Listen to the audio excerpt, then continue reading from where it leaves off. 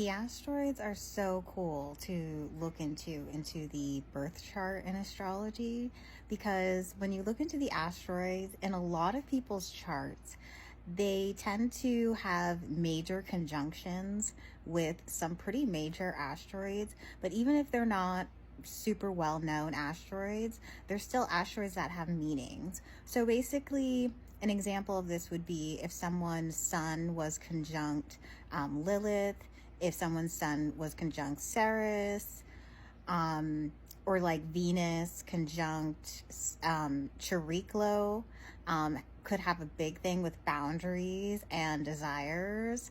If you have like Sun conjunct Chiron, that could be someone who is really focused on healing through their like identity, and their like inner ego self and healing of those wounds.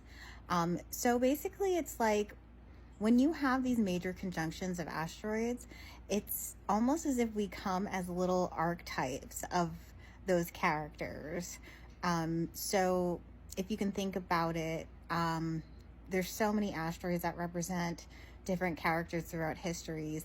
And when I say characters, what I mean is that it's like the archetype of the person.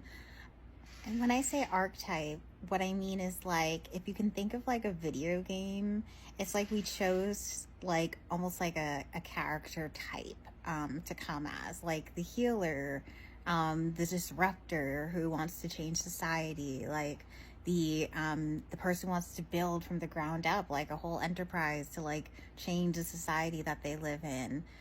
The fighter, like the warrior who stands up for people, or archetypes that are a little more complicated, like people who are supposed to find their way through the dark to then come into the light and then help other people to bring themselves to the light as well.